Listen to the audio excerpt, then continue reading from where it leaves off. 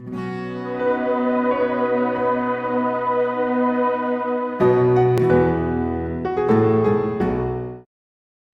we have a question from this mic here? Sure. I just first like to say thank you for coming here. And my name is Puya. So I'm a student drama, and I come from Iran, not Iraq. Iran, the old name Persia.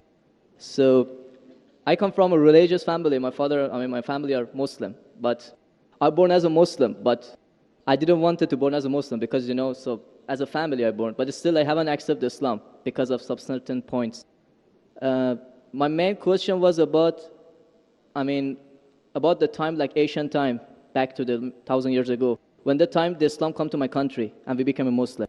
So as I read in the history and those kind of stuff, I found it out that the Arab countries, so they attacked my country and they invade my country and they brought Islam by force without my king accepted. So Persia was an old country and it was the most civilized country from the ancient time until now. We believe a real God, we were worshipping a real God, and our religion was Zartosh. So he was a prophet also. So we believe in good deeds, good thought, good words. So even Cyrus the Great, he was the king of the world and he was doing a lot of good things. Even some people, they was confused that they called him Masih. He was doing many good things, but he was never said, I'm a prophet, I'm a God. But even though that king, when he attacked the other country, he never killed a civilian, he never raped a woman, and he never made them to change the religion. Even somebody was worshipping a cow, he respect for them, even though he was worshipping a real God. He could make them to worship also same as what he's worshipping. But in the Islam way, if you're going to promote your religion, doesn't mean that you have to force it to somebody else or you have to make them to accept that religion, because human being means freedom. So anyone, they should have a right, human rights. So maybe those people that didn't want that religion, so why they have to attack and to bring it by force? That was the main question that make my heart a bit to make me to my belief go down. So brother, are you Parsi? Pardon? Yeah, I'm from Fars. Are you a Parsi? You mean Farsi? Are you a Parsi? Are you a Zoroastrian? No, I'm not following any religion. You don't belong to any religion. I don't believe. But you said your parents were? My parents are Muslim, but because of this confusion and stuff, I never try to follow the religion. I just believe in real God and doing the good things. So you believe in real God and good things. What are the good things? Where do you get the good things from? Good things like I don't harm the others. Whatever I'm doing, not try to harm the others. That's the first thing. As much as you can do the good things, even helping the others, and believe in the real God, not worshiping a stone or leaf or whatever. And I believe God is single. But I didn't. So you have your own philosophy. So you want to bring a new religion. I'm not going to make any religion. I'm just following my brain because as I know, God gave us a brain. So I didn't make my mind busy by following the books. When I was 10 years old, I was just thinking until now even. So I tried to follow my brain. Thinking, he's saying, God as long as not a stone. Who told you stone is not a God?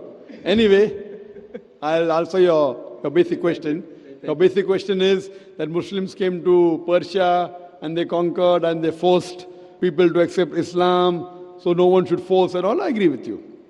Point to be noted is that today the media promotes that Islam was spread by the sword. I am aware that there are certain black sheep in the Muslim community and there are certain Muslim rulers who did wrong things. But as a whole, Islam was never spread by the sword. Islam was never spread by the sword. It's spread by sword. Sword. Sword means force. Force, yeah. Like you said, now Muslims came and conquered Persia, etc. You see everywhere it's happening. There are wars taking place. But in Islam, it's clearly mentioned in Surah Baqarah, chapter 2, verse number 256. La ikraha fid deen. There's no compulsion in religion. Truth stands out clear from error.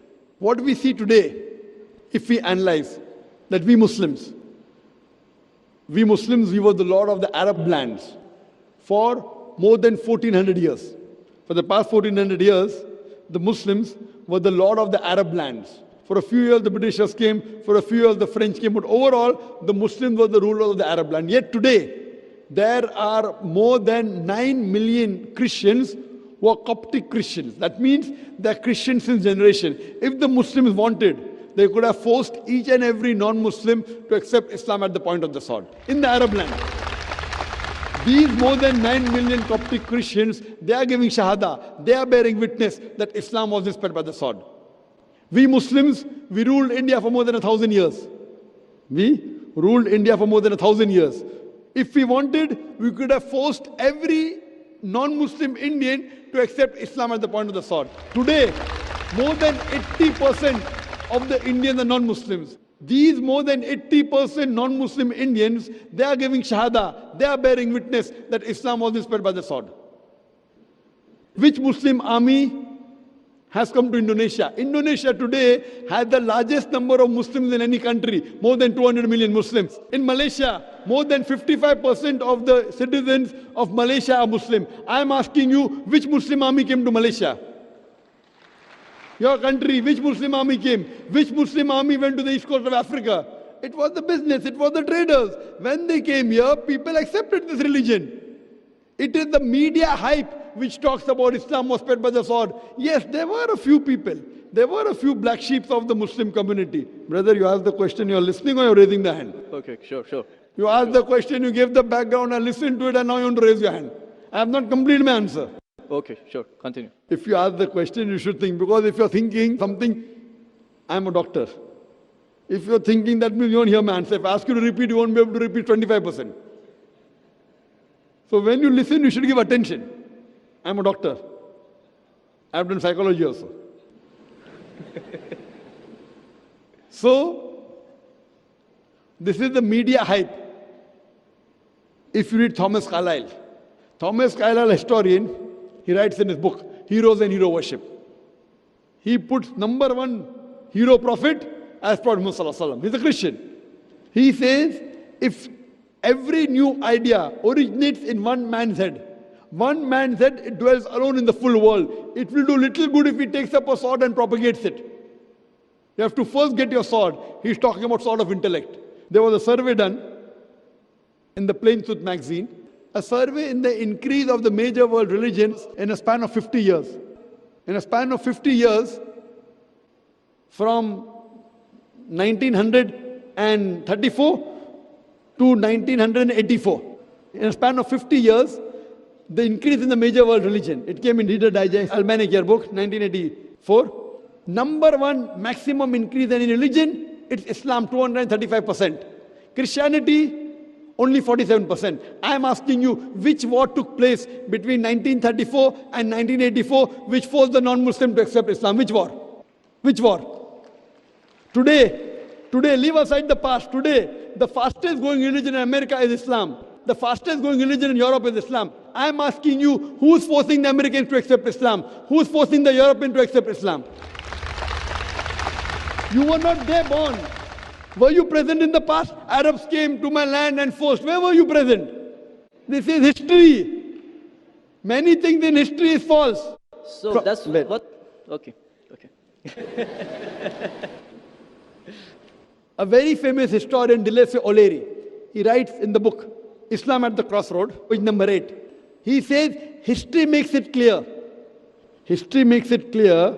that the legend of fanatical Muslims sweeping across the world, forcing Islam at the point of the sword, is the most fantastic, absurd myth that historians ever repeated. Who says that? Dilese O'Leary. History makes it clear that the legend of fanatical Muslims forcing Islam at the point of the sword over conquered races is the most fantastic, absurd myth that historians ever repeated. This is just in the media today. Muslim terrorist. I am asking you, did any Muslim attack you in this country? No, never. But the media says Muslims are terrorists. Yeah, media is just nonsense. Yes, same way your history is also nonsense. When media is nonsense, the history is also nonsense. Some is correct, some is wrong. That's the reason, if you hear the answer, I would like to end my answer with the quotation of Dr. Adam Pearson. Dr. Adam Pearson says that people who worry that one day nuclear weaponry will fall in the hands of the Arabs, they fail to realize that the Islamic bomb has already been dropped. The bomb of peace. It fell the day Prophet Muhammad, peace be upon him, was born. Good. Thank you, doctor, for your answer. But the point is, I didn't get the right answer because that's not media, that's history. And history is not something that can be written the false way, because if it be written in a false way, it can be changed. But that was the true history in all over the world and is written everywhere. Brother, did you hear my quotation of Dilese O'Leary? Can you repeat it? Repeat what? Repeat Delesio O'Leary's quotation. I said it twice, not once, twice. Most of my answer was once. I said twice. Now repeat it. Repeat at least 50%. So what's the point of repeating that word? I want to know whether it went into your head or not. No, because that's what is in my head that is a history first thing. I am asking you, can you repeat the statement, the answer which I gave earlier? If you cannot repeat, that means it's useless me repeating the answer. You're not listening to me. You're thinking something. No, I'm listening to you. You're Can saying you repeat? that is media, that is can false, you that's the repeat history. the statement of Delesio O'Leary, a very famous historian? No, I can't. I'm saying it for third time. Listen to it and go behind the queue. Delesio O'Leary says that history makes it clear the legend of fanatical Muslims forcing Islam at the point of the sword over conquered races is the most fantastic, absurd myth that historians have ever repeated. Delesio O'Leary says history has been telling falsehood, and you're saying history, I believe in history. Delesio O'Leary is saying that what history says that Muslims are forcing Islam at the point of the sword is the most fantastic myth that historians have repeated. So you have got influenced by the myth. So now think it's a myth and forget it and believe in the fact. The fact is you read the Quran, and inshallah I want you to revert to Islam. Revert back to the religion of your parents, inshallah. Okay. Okay, thank you. Thank you. In the unseen, and the unseen we only know through the Quran and the Sunnah. No person can know the unseen in its entirety except through the Quran and Sunnah. And we have Allah subhanahu wa ta'ala who has been very merciful to us to tell us what is happening in the unseen. Belief in the unseen is a very fundamental characteristic of a Muslim. And that's why at the very beginning of the Quran, in Surah Al-Baqarah, just after the opening Surah Al-Fatiha, the opening chapter, Allah subhanahu wa ta'ala describes the successful people.